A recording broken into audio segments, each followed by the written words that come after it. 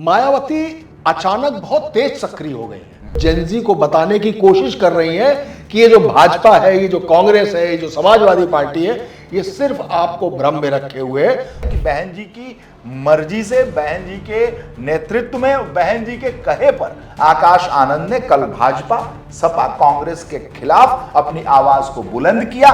आज मायावती ने एक नायाब बयान दिया है। प्राइवेट सेक्टर के भी कोई विरोध नहीं है, लेकिन वहाँ इन वर्गों को सरकारी स्तर पर सरकारी नौकरियों में मिल रहे आरक्षण की तरह ही इन्हें भी यहाँ ये आरक्षण मिलना चाहिए। और ये बात अगर कायदे से युवा को समझ में आ गई तो बहन जी is going to do a miracle. मैं इस महिला का एक मामले में कायल हूं, कहते नहीं है जो कह दिए सो कह दिए, कि अब तक खामोश बैठी, लॉग ऑफ बैठी मायावती को लॉग ऑन कर दिया गया है। मैं नहीं मानता कि बहन जी किसी के दबाव में काम बी टीम नहीं है। नहीं, बी टीम रहती तो मुझे नहीं लगता कि वो बी टीम है। आप नरेंद्र मोदी को कुछ भी मान लीजिए, मैं बहुत बड़ा नेता मानता हूं, उनके बराबर का अगर देश में कोई लीडर है तो मायावती। कल आकाश आनंद और आज बसपा सुप्रीमो बहन जी ने भाजपा, सपा और कांग्रेस को एक सिरे से धो डाला। संसद से लेकर सड़क तक, जंतर मंतर से लेकर झारखंड तक हो रहे बवाल और विवाद को इन्हीं पार्टियों के सिर पर ठीकरा फोड़ डाला। मायावती अचानक बहुत तेज सक्रिय हो गई हैं। गौर करिए, वो आज के उनका जो बयान जारी किया है या जो प्रेस कॉन्फ्रेंस उन्होंने की है या वो जिस तरीके से बोल रही थी, उसमें जेनजी का कितना इस्तेमाल किया है उन्होंने। ये वो मायावती हैं जिनको काशीराम भी ये सिखा कर गए थे कि हमें बहुत ज्यादा साधनों का इस्तेमाल नहीं करना है, हमें बहुत ज्यादा सड़क पर उतरकर आंदोलन और बवाल, धरने, प्रदर्शन में नहीं पड़ना है, क्योंकि होता क्या है कि इससे हमारे कार्यकर्ताओं पर मुकदमे होते हैं और उनकी जिंदगी मुकदमे से जूझने में निकल जाती है। लेकिन मायावती के जिस तरीके से मैं लगातार एक के बाद एक उनकी लेयर उतरते हुए देख रहा हूं, एक नए किस्म की पॉलिटिक्स मायावती ने शुरू कर दी है। और आज उन्होंने जेनजी को लेकर, या जेनजी नाम का जो शब्द है उसको इतनी बार रिपीट किया है कि जैसे वो एक खास टारगेट करते हुए जेनजी को बताने की कोशिश कर रही हैं कि ये जो भाजपा है, ये जो कांग्रेस है, ये जो समाजवादी पार्टी है, ये सिर्फ आपको भ्रम में रखे हुए है। बहुजन समाज पार्टी आपके साथ खड़ी है, बहुजन समाज पार्टी आपके लिए लड़ेगी और बहुजन समाज पार्टी ही वो पार्टी है जो आपके हर अधिकार को दिलाएगी, आपकी हर बात को सुनेगी और आपको इस आंदोलन से छुटकारा दिलाएगी। यही वजह है उन्होंने साफ तौर पर कहा कि झारखंड में जो आंदोलन चल रहा है उसको भारतीय जनता पार्टी ने हाईजैक कर लिया है। जंतर मंतर पर जो आंदोलन चल रहा था उसको कांग्रेस और समाजवादी पार्टी ने हाईजैक कर लिया था। उनका साफ तौर पर कहना है कि ये आपस की मिलीजुली रणनीति है, ये आपस का मिला जुला ब्लूप्रिंट है और आपको सिर्फ भ्रमजाल में फंसाया जा रहा है, एक बुलबुला दिखाया जा रहा है जिसमें अंदर ठोस कुछ नहीं है। पुराने मायावती के शब्दों में कहें, एक सांपनाथ एक नागनाथ है। सांपनाथ नागनाथ, हाँ, ये एक ही सिक्के के दो पहलू हैं। दो पहलू, ये चाहे सपा हो, चाहे कांग्रेस हो, चाहे भारतीय जनता पार्टी हो, बहन जी की नजर में जो आपको बरगलाने की कोशिश कर रही है। और जेनजी के साथ बहन जी खड़ी है मुस्तैद तरीके से। जब उनका शासन सत्ता था तब भी वो युवाओं के साथ खड़ी थी। हाँ, और इस बार वो भी साथ खड़ी है, बसपा साथ खड़ी है। और आकाश आनंद को कल बाहर निकालना और उनके हाथ में नेतृत्व दे देना कि जाओ किसी भी तरीके से बहुत ही विस्फोटक अंदाज में अपनी बल्लेबाजी करो, ये साबित करता है। और आज की प्रेस कॉन्फ्रेंस में कोई टीका टिप्पणी आकाश आनंद के बयान को लेकर, कोई तल्ख टिप्पणी या उसे रोकना या उसकी सफाई देना बहन जी ने मुनासिब नहीं समझा। इससे यह साफ जाहिर होता है कि बहन जी की मर्जी से, बहन जी के नेतृत्व में, बहन जी के कहे पर आकाश आनंद ने कल भाजपा, सपा कांग्रेस के खिलाफ अपनी आवाज को बुलंद किया। यह एक बदली हुई बसपा की पहचान सामने आ रही है जो 2027 में देखने को मिलेगा। और यह साफ जाहिर है कि जो जेवर में रैली होने जा रही है, गौतम बुद्ध नगर में आकाश आनंद की सभा होने जा रही है, उसमें और भी निखर कर आकाश आनंद बहुजन समाज पार्टी का जो रुख है वो स्पष्ट होगा। और इसके अलावा अक्टूबर में जो लखनऊ में बहन जी एक बड़ी रैली करने जा रही हैं, उसमें साफ स्पष्ट हो जाएगा कि जो रैली नहीं रैला है और बहन जी का मेला है। जिस तरीके से 25 के अक्टूबर में 9 तारीख को बहन जी ने दिखा दिया था कि बिना झोला, बिना डंडा के और बिना साधन, बिना संसाधन के, बिना रोटी, बिना कपड़ा के जिस तरीके से लोग लखनऊ पे और आसपास के इलाकों में चप पड़े थे, एकदम छा गए थे। नीला झंडा, हाथी निशान, जिस तरीके से पूरे बाराबंकी में, रायबरेली में, उन्नाव में, लखनऊ में, आसपास के जिलों में, हरदोई, सीतापुर में बसें पटी पड़ी थी। इस बार बहन जी फिर अक्टूबर में ये दिखाने वाली हैं। यानी कि उनकी जो ताकत है वो अब और निखर कर और एग्रेसिव तरीके से आने वाली है। क्या कहेंगे जो रुख है? बहुजन समाज पार्टी की एक खबर आई थी जी, और आपने उस खबर पर बड़ा जबरदस्त काम भी किया था जी, कि आकाश आनंद के हाथ में एक अनसीन नेतृत्व दिया जा रहा है। लिखित पढ़त में नहीं कि आकाश आनंद लीड करेंगे और टिकट वितरण में भी उन्हीं का हाथ रहेगा। मैक्सिमम 1 या 2 दिन बाद मायावती ने साफ तौर पर कहा था कि टिकट तो वही बांटेंगे, रैलियां उन्हीं के अनुसार होंगी। तो जो बात आपने कही ना कि आज उन्होंने आकाश आनंद के कल के जबरदस्त बयान पर कोई टीका टिप्पणी नहीं की। उसमें अगर आप याद करें उनके पिछले बयान को, तो उन्होंने ये बात साफ तौर पर कही थी कि मैं ही तय करूंगी कि किस रैली में क्या बोलना है, मैं ही तय करूंगी कि टिकट किसको दिया जाना है। जब फील्ड से सर्वे आएगा, कोऑर्डिनेटर अपनी रिपोर्ट बताएंगे और जब कुछ होगा मैं ही तय करूंगी और मेरे तय किए हुए ब्लूप्रिंट के हिसाब से आकाश आनंद काम करेंगे। मुझे लगता है कि आपकी बात बिल्कुल सही है कि कल आकाश आनंद ने, जबकि हम लोग कल हाथ जोड़ के ये कह रहे थे कि बहन जी अब ऐसा ना हो कि आकाश आनंद को फिर से म्यूट का बटन दबा दे, बोले चुप में बैठो अंदर, लेकिन आज नहीं हुआ ऐसा। तो वो मायावती की जो बात थी वो अब इससे कोरिलेट कर रही है और आकाश आनंद वैसे ही कर रहे हैं। रही दूसरी बात, मैं मायावती को आज एक अलग मसले पर मैंने एक शब्द कैच किया है उनका, और वो बहुत हाहाकारी शब्द है वीरेश जी, वो बहुत बड़ी बात है। देखिए, इस देश में सबसे बड़ी समस्या किस चीज की है? बेरोजगारी। ठीक, बेरोजगारी सबसे बड़ी समस्या है और आरक्षण को लेकर गाहे बगाहे लगभग हर चुनाव में कुछ ना कुछ एक मसला बवाल हो रहा है। आज मायावती ने एक नायाब बयान दिया है। उन्होंने साफ तौर पर कहा है कि भाई हम तो अब इसके पक्ष में आ चुके हैं कि प्राइवेट नौकरी में भी आरक्षण लागू किया जाए। प्राइवेट सेक्टर के भी कोई विरोध नहीं है, लेकिन वहाँ इन वर्गों को सरकारी स्तर पर सरकारी नौकरियों में मिल रहे आरक्षण की तरह ही इन्हें भी यहाँ ये आरक्षण मिलना चाहिए। अब बेरोजगार कौन है? युवा। युवा कौन? जिसमें जेनजी है, उसको क्या चाहिए? रोजगार। पढ़ा लिखा बेरोजगार घूम रहा है। ये बात अगर मायावती ने आगे चलकर और एलोबरेट की तो इस देश में एक नई बहस छिड़ेगी कि प्राइवेट सेक्टर, यानी आज की तारीख में हम रेड इंक में भी जब बैठेंगे तो रेड इंक में भी आपको तय करना पड़ेगा कि इसमें 50-51% आपको दलित और पिछड़े भरने होंगे, जितनी भी आपकी संख्या बल है। तो जितने प्राइवेट संस्थान हैं, फैक्ट्री हैं, विदेशी कंपनियां हैं, देशी कंपनियां हैं, जो भी हैं, उनमें सब में आपको आरक्षण देना पड़ेगा।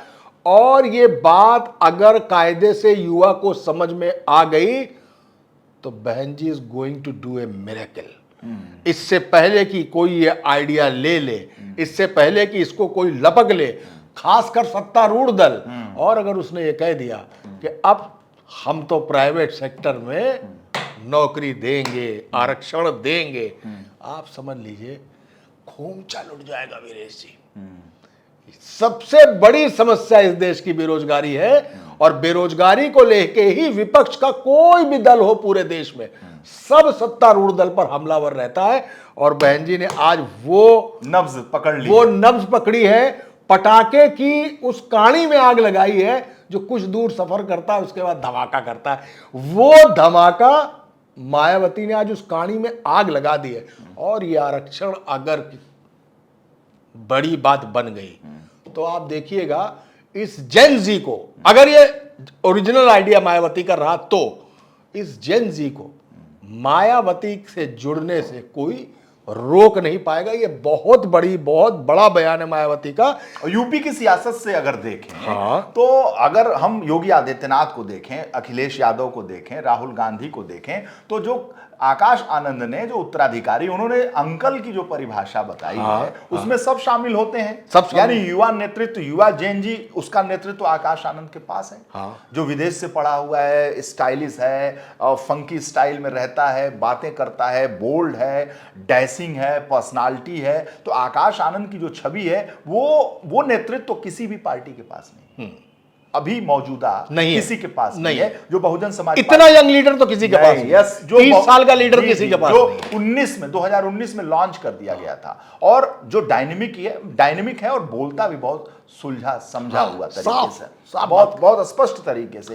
आकाश आनंद फ्यूचर है, आकाश आनंद एक भविष्य है। दलितों के बीच में इस बात को लेकर मर्मरिंग है, चेतना है कि आकाश आनंद के हाथ में बसपा का नेतृत्व धीरे धीरे मिलता जा रहा है, बढ़ता जा रहा है। और जैसे ही बसपा के हाथ में ये नेतृत्व आएगा, आकाश आनंद के हाथ में, और बहन जी का गाइडेंस होगा। 4 बार की मुख्यमंत्री रही हैं बहन जी, और उनका अपना नेतृत्व है, आयरन लेडी है। और जिस धमाके के साथ और जिस विस्फोटक अंदाज में उन्होंने मुख्यमंत्री रहते हुए बल्लेबाजी की है और दिखाया है कि कैसे शासन सत्ता चलाई जाती है, कभी अपने मंत्री को बर्खास्त कर देना, अपने कभी घर में बुलाकर सांसद को गिरफ्तार करा देना, कभी अपने विधायक पर मुकदमा कर देना, और ये अंदाज मायावती का रहा है। और कानून व्यवस्था की बात ही क्या, जो आज तक लोग याद करते हैं, तो उनके नेतृत्व में, उनके दिशा निर्देशन में आकाश आनंद के पास अभी समय है, वक्त है, और एक डायनेमिक फेस में बार बार कह रहा हूं वो है।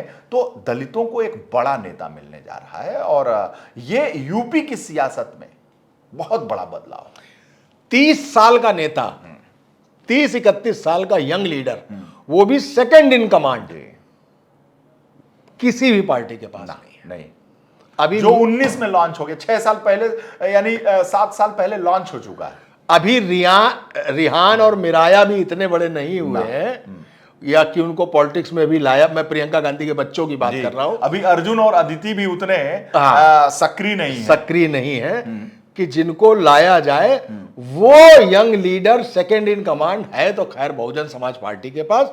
मायावती उसके बाद मैं उनके भाई को भी नहीं मानता हूं, नहीं, लेकिन आकाश को मानता हूं कि इस उम्र का डायनेमिक लीडर, जो कंसेप्ट से क्लियर है, स्पॉन्टेनियस है।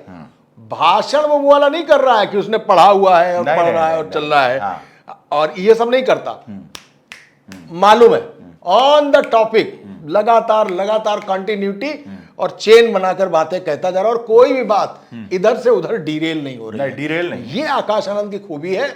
और अगर ये फ्यूचरिस्टिक आइडिया मायावती के दिमाग में आया है और आकाश आनंद इसको और आगे ले जा सकते हैं, तो मैं एक कोट करना चाहूंगा कि जब मायावती की पिछली सरकार थी उत्तर प्रदेश में, तो 7 से 12 जी, तो नागराज कमेटी के अपहोल्ड किए हुए उस फैसले को उन्होंने पकड़ा और प्रमोशन में आरक्षण लागू कर दिया था। उस समय जो व्यक्ति पियून भर्ती हुआ था या जो व्यक्ति सिपाही भर्ती हुआ था, वो सारे लोग प्रमोट होके अफसर बन गए थे। हाहाकार मच गया था भाई, हाहाकार। और उस दौरान बीजेपी ने क्या किया था?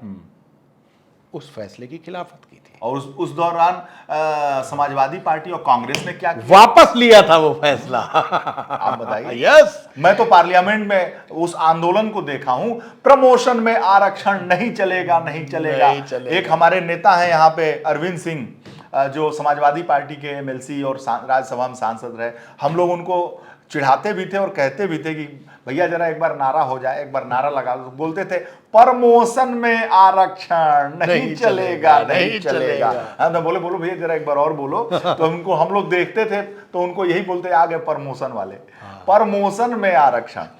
गाजीपुर के रहने वाले हैं। मीटर मिलाते थे, जी, मीटर। जी। प्रमोशन में आरक्षण नहीं चलेगा, हाँ, नहीं। और बहुत हंगामा हुआ था पार्लियामेंट में। अरे वो विधानसभा के अंदर वो कागज फाड़ा गया और था, वहाँ समाजवादी पार्टी। राज्यसभा लोकसभा में भी Yes, फाड़ दिया गया था। yes, yes, जी yes। जी जी फाड़ दिया गया था। तो देखिए, हाँ। ये जो राजनीतिक याददाश्त होती है ना, जी। ये धूमिल नहीं होती है। हाँ। याद रहता है लोगों को कि मायावती ने तो आरक्षण दिया था, हाँ। मायावती ने प्रमोशन में भी आरक्षण दिया था। आज तुम संविधान लेके घूम रहे हो, आज तुम आरक्षण की बात कर रहे हो, सब बात कर रहे हो, लेकिन वही महिला क्लियर है कि आरक्षण तो देना है। अब चाहे तुम्हें निजी सेक्टर में भी आरक्षण देना पड़े, और मैंने ही प्रमोशन में आरक्षण भी लागू किया था। इस मामले में मैं इस महिला का एक मामले में कायल हूं। कहते नहीं है, जो कह दिए सो कह दिए, जो कह दिए सो कह दिया। तो कमिटमेंट कर लिया तो फिर अपना। अरे बस वही बात, हाँ, कि एक बार जो कमिटमेंट मैंने कर लिया, फिर मैं खुद की भी नहीं सुनता। खुद की भी नहीं, खुद की भी ये नहीं। बहन जी पे ही लागू होता बस केवल एक मात्र, है। ये बहन जी पे ही लागू केवल- होता है। ये केवल। खुद भी नहीं सोच बिल्कुल। सुनती, मतलब निकाल दिया तो निकाल दिया, निकाल जाए। हाँ। अरे आज वो कह रही है कि सदन जो नहीं, संसद जो नहीं चल रही है, हाँ उसमें कांग्रेस कह रही है कि अमित शाह जवाब दे। हाँ अमित शाह जवाब देने को तैयार हो गए, लेकिन भाजपा कह रही है कि अमित शाह बोलना तो चाहते हैं, हाँ। लेकिन राहुल गांधी सुनना नहीं चाहते हैं। उधर झारखंड में बवाल चला है। अब झारखंड वाले बवाल को ऐसा रंग दे दिया गया है कि जंतर मंतर को कांग्रेस सपा ने हाईजैक कर लिया, और झारखंड वाले को हाईजैक कर लिया है भाजपा ने, विद्यार्थी परिषद ने। विद्यार्थी परिषद ने। वहां लोग खोज रहे हैं कि वहां एसएफआई कहाँ है, वहां आइसा कहाँ है, वहां समाजवादी छात्र सभा कहाँ है, वहां एनएसयूआई कहाँ है। वहां एक दूसरे पे आरोप लगा रहे होंगे। वहां भी नेहा बोरा गई थी, वो तमाम लोग गए थे, दौड़ा ली गई थी, दौड़ा ली गई, स्याही फेंकी गई हाँ, उसके स्याही ऊपर। फेंकी गई बहुत सारी। वहां विद्यार्थी परिषद ने हाईजैक कर रखा है, यहाँ आइसा ने हाईजैक कर रखा था, एसएफआई समाजवादी छात्र सभा के लोगों ने। तो लोग पूछ रहे हैं कि भाई अखिलेश यादव और राहुल गांधी वहां क्यों नहीं गए, और खुद मायावती जी ने पूछ लिया कि राहुल गांधी और उनके सहयोगी दल क्यों नहीं झारखंड जा रहे हैं। क्योंकि झारखंड में कांग्रेस की सरकार है, कांग्रेस के समर्थित मुख्यमंत्री हेमंत सोरेन वहां पर मुख्यमंत्री हैं, कांग्रेस सत्ता में है वहां पर, कांग्रेस का मंत्री है, कांग्रेस वहां सहयोगी दल है, और ऐसे में राहुल गांधी क्यों नहीं बोल रहे हैं? और सब कुछ वही हो रहा है। हाँ। वहां भी वही आंसू गैस चल रहा है, वहां भी लाठीचार्ज हो रहा है। वहां तो बैरिकेडिंग पे कटीले तार लगे हुए हैं। हाँ। अजब दृश्य है, जंतर मंतर को कोई रिपोर्टर कवर करने नहीं जा रहा था, झारखंड में सब चले गए। हाँ। सब कवर ये भी करने देखिए, अच्छा जो जंतर मंतर पे कवर करने नहीं गए थे, वो अब पत्रकार झारखंड में चले गए, और वहां झारखंड की पुलिस ने उठा लिया उनको, उठा लिया। इधर आओ नाश्ते की टेबल से, अब बताओ यहाँ क्या करने आए थे। जंतर मंतर तो वहीं बगल में फिल्म सिटी के था, गए नहीं थे वहां पे, और यहाँ तुमने कई हजार किलोमीटर की यात्रा, 1100-1200 1500 किलोमीटर दूर 1500 किलोमीटर की यात्रा, वो भी प्लेन से आए हो, 5 स्टार में रुके हुए हो, आओ। महिला पूछ रही है उस पत्रकार से कि भैया जरा आओ जरा बताओ कि कहाँ क्या करने आए हो। Let me finish my eggs. हाँ, तो वो अभी फिनिश भी ना कर पाए थे कि उठा लेती है। अब पत्रकारों में भी क्या है कि मतलब एक अलग एंगल हो गया है, ये जंतर मंतर वाला पत्रकार है, ये झारखंड वाला पत्रकार है, ये विद्यार्थी परिषद वाला पत्रकार है, ये एनएसयूआई और समाजवादी छात्र सभा वाला पत्रकार है। और पुलिस भी एक तरीके से बट गई है, वो भी तय कर ले रही कि तुम वहां दिखे नहीं थे, यहां क्या करने आए हो। अब बताओ, अब ये बड़ी आफत है पत्रकारों को कि वो कहां जाएं, कवर करें, और कौन सा कपड़े। एक तरफ भगवा पहन लें, मैं सोच रहा हूं एक तरफ भगवा पहन लें, एक तरफ समाजवादी छात्र सभा या एनएसयूआई का पहन लें, और ऊपर टोपी आइसा का लगा लें, नीचे जूता एसएफआई का पहन लें, तो जाएं कवर करें। कुछ पहनने की जरूरत नहीं है, ना हरा पहनने की जरूरत है, ना भगवा पहनने की जरूरत है, ना टोपी लगाने की जरूरत है। आपकी भाषा बता देती है आप किस तरफ है, आपका की मौजूदगी बता देती है कि आप नोएडा के सेक्टर 16 है फिल्म सिटी से निकल के वहां तक नहीं गए थे, और आप झारखंड पहुंच गए। आपकी मौजूदगी बता देती है कि आप किस तरफ है। और खैर बड़ा दुख का विषय है कि पत्रकारिता नहीं बटी है, पत्रकार बट गए दो हिस्से में, और उस मुताबिक से कबड्डी नहीं होती है। इधर का पत्रकार छोड़ कबड्डी। और सुनिए, फिल्म इंडस्ट्री बट गई है, पीयूष मिश्रा, हाँ, एक बगल में चांद होगा, एक बगल में रोटियां। हाँ, और वो लिखने वाले पीयूष मिश्रा अब वो नसीरुद्दीन शाह से पूछ रहे हैं कि किसके मुंह में हड्डी फंसी है जो बोल नहीं पा रहा है। जंतर मंतर के मामले पर बोला था नसीरुद्दीन शाह ने कि जिनके मुंह में हड्डी फंसी है वो बोल नहीं पा रहे हैं। अब वो पीयूष मिश्रा पूछ रहे हैं कि शाह साहब मैं पूछना चाहता हूं कि अब किसके मुंह में हड्डी फंस गई है कि झारखंड के आंदोलन पे किसी की आवाज नहीं निकल रही है। एक आपने छेड़ दिया तो बता ही दूं कि पीयूष मिश्रा भी इधर ही के थे, हाँ। जेएनयू कंपनी के, हाँ, वामपंथी एसएफआई और आइसा लेफ्टिस्ट खोल, हाँ। दिल का हाल सुने दिल वाला, हाँ। वो भी ढपली बजा के गाते थे, ठीक है। अच्छा। अब पीयूष मिश्रा ने 2-3 साल पहले ये बयान दिया है, भड़ास निकाली है कि यार मैंने जिंदगी का बहुत टाइम वेस्ट कर दिया। मैंने सोचा था जिंदगी इस तरीके से चलेगी नहीं, लेकिन मैं अब तय कर चुका हूं कि साले बहुत बेवकूफ बनाते हैं। साले कौन? लेफ्ट, वामपंथी। कहते सबसे पहले सिखाते अपने माँ बाप से दूर हो जाओ। मैं साला अपने माँ बाप से दूर हो गया।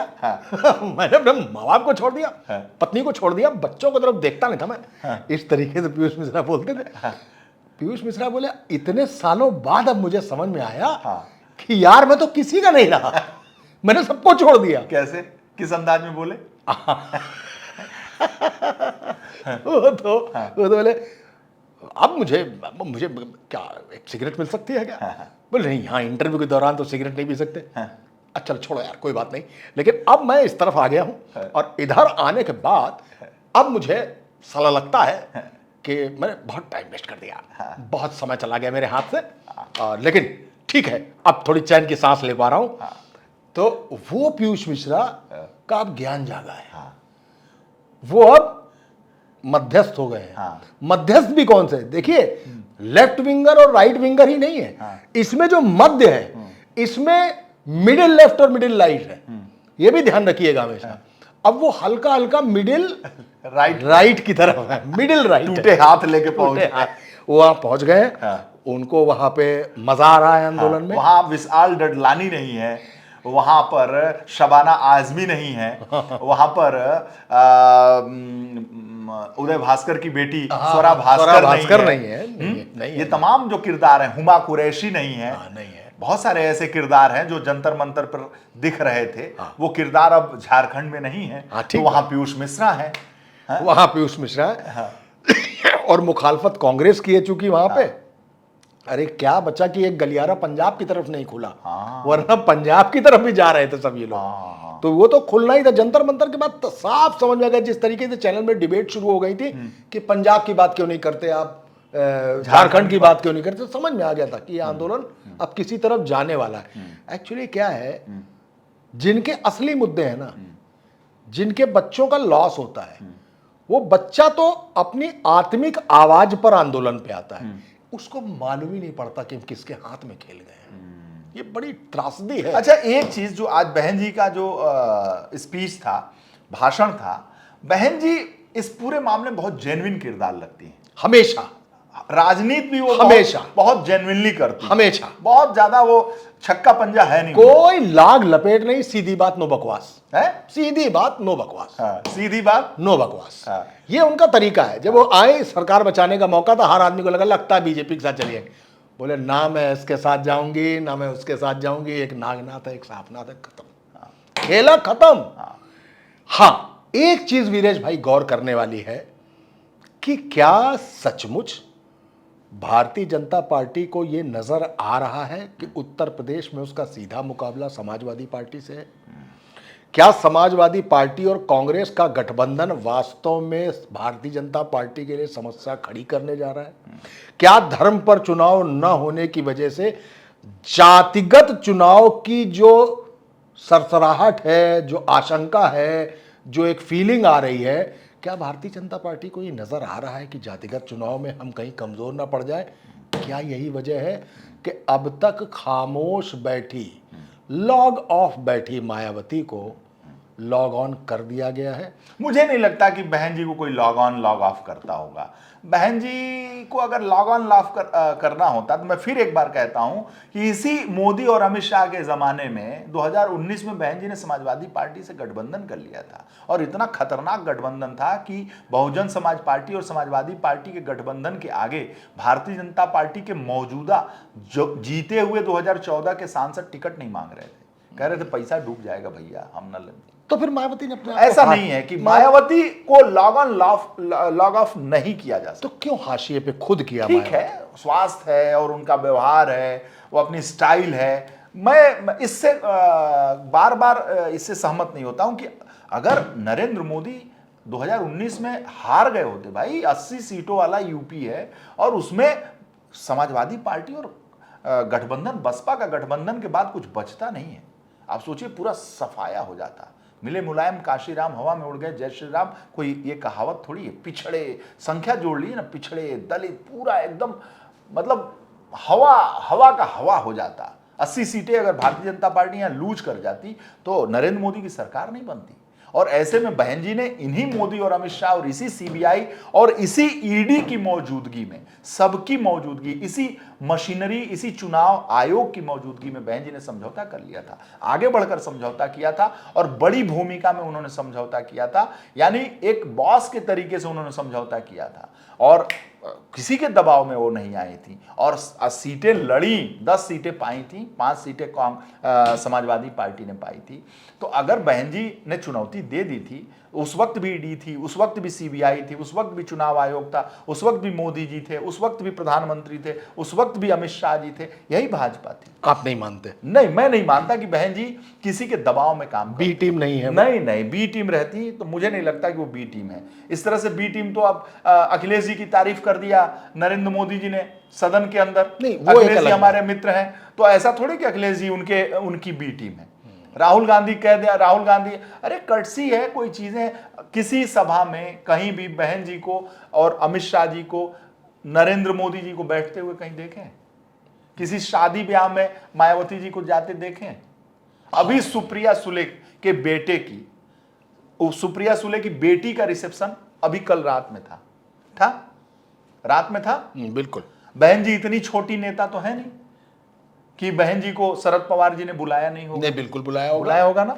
और आपको उसी शादी के रिसेप्शन में दिल्ली में आपको अखिलेश यादव मिल जाएंगे, सोनिया गांधी जी मिल जाएंगी, राहुल गांधी मिल जाएंगे उसी मंडप में, उसी में अमित शाह जी, उसी में नरेंद्र मोदी जी, उसी में शरद पवार जी, सब लोग मिल जाएंगे।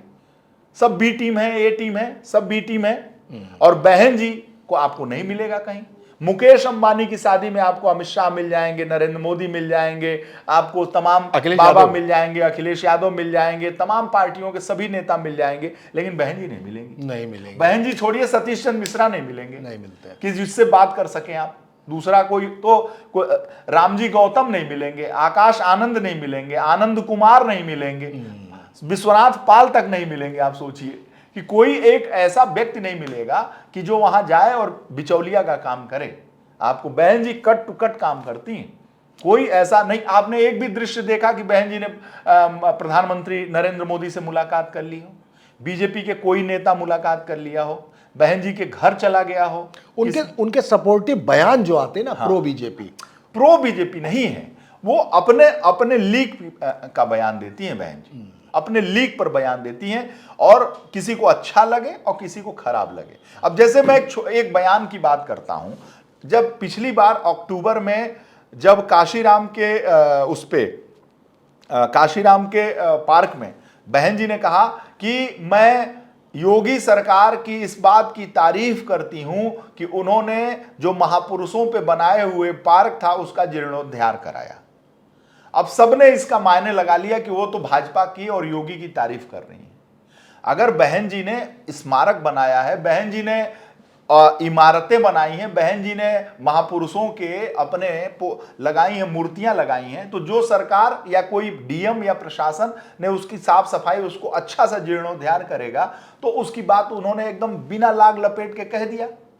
बहुत पॉलिटिकली बयान नहीं था, पॉलिटिकली करेक्ट बयान नहीं था, लेकिन उनकी स्टाइल है, उन्होंने अपनी स्टाइल में तारीफ कर दी। वैसे एक बात कहना चाहूंगा, ये भले ही हजारों करोड़ खर्च हो गया हो, लेकिन देश में किसी भी पॉलिटिशियन ने और देश में कोई भी ऐसी जगह कहीं बनी नहीं, ना किसी ने बनाई। जब वो दलित आता है यहाँ पे और जैसे किसी भी स्मारक में घुसता है, कभी देख लीजिएगा वीरेश भाई, वो दरवाजे का पहला पत्थर ऐसे छूता है जैसे मंदिर की पहली सीढ़ी चढ़ी हो उसने। वो जब अंदर जाता है तो दंडवत हो जाता है, उसको लगता है ये मेरे मंदिर है और ये किसी ने नहीं बनाए। खैर, इसमें कोई दो राय नहीं कि मायावती ने दलित के लिए एक बहुत बड़ा, आप उसको शांति उपवन कह लीजिए, आप उसको राजघाट कह लीजिए, या वास्तव में आप उसको अंबेडकर उद्यान या काशीराम उद्यान कह दिए, ये मायावती के अलावा किसी ने नहीं किया। तो बस योगी सरकार ने उनकी साफ सफाई, उनका जीर्णोद्धार किया। और ऐसे नहीं किया, 1 साल पहले सतीश चंद्र मिश्रा के नेतृत्व में बहुजन समाज पार्टी का एक प्रतिनिधिमंडल बहन जी के आदेशों को मानते हुए, पालन करते हुए योगी आदित्यनाथ से मिले थे और योगी आदित्यनाथ से मिलकर प्रस्ताव दिया था कि हमारे जो ये महापुरुष हैं, दलित महापुरुष हैं, जो पिछड़ों के महापुरुष हैं, इनके जो पार्क बने हैं, इनके जो स्मारक बने हैं, इनकी जो मूर्तियां लगी हैं, वो जीर्ण शीर्ण अवस्था में हैं और बहुत दिनों से इनकी साफ सफाई, इनका रख रखाव नहीं हुआ है। अगर इनकी व्यवस्था नहीं ठीक की जाएगी तो ये ध्वस्त हो जाएंगे। ऐसे में योगी सरकार ने सतीश चंद्र मिश्रा के नेतृत्व में गए हुए जो डेलीगेशन था, उस डेलीगेशन के प्रस्ताव को स्वीकार करते हुए अपने जो मंत्रालय है उसको लगाकर उसका जीर्णोद्धार किया। बहन जी आई, सभा हुई और उन्होंने चमकते हुए काशीराम स्मारक को देखा और फिर उन्होंने भाव विह्वल होकर इस बात को कह दिया कि मैं योगी सरकार की इस बात के लिए तारीफ करती हूं। अब सबने कह दिया योगी योगी योगी के हाथ में बिक गई, भाजपा के हाथ में बिक गई। ये कोई बात थोड़ी हुई भाई। नहीं, इसीलिए मैं कह रहा हूं कि बहन जी का जो स्टेटमेंट होता है वो बहुत पॉलिटिकली नाप जोक के नहीं बात। आप नरेंद्र मोदी को कुछ भी मान लीजिए, मैं बहुत बड़ा नेता मानता हूं, उनके बराबर का अगर देश में कोई लीडर है तो मायावती। मैं राहुल गांधी या किसी अखिलेश यादव, नहीं, बहुत बड़ी, या सोनिया गांधी को आप मान सकते हैं अगर वो सक्रिय राजनीति में हो, तो मुलायम सिंह के ना रहने के बाद की बात कर रहा हूं, तो वो चैप्टर्स खत्म हो चुके हैं। वो बिग लीडर्स जिनको कहते थे, जब आप साउथ की तरफ जाएंगे तो सैकड़ों फीट ऊंचे कटआउट जो दिखते, वो कद तो मायावती का देश में है, इसमें कोई दो राय नहीं है। और मुझे लगता है कि अगर बेरोजगारी खत्म करने का एक ये तरीका है और मायावती ने जैसा कहा है, अगर उसको लॉक करती हैं और उस पर अमल कर जाती है, तो वास्तव में जो उनका गीत था, एक बगल में चांद होगा, एक बगल में रोटियां, एक बगल में नींद होगी, एक बगल में लोरियां, हम चांद को रोटी से ढककर भूखे ही रह जाएंगे और नींद से कह देंगे लोरी, कल सुनाने आएंगे। तो ये जिसकी व्यथा है, अगर उस बेरोजगार और खासकर दलित को ये मिलता है, इससे बड़ा कोई सपना नहीं होगा। उसको नींद के लिए लोरी भी जरूरी है, उसको भूख के लिए रोटी भी जरूरी है।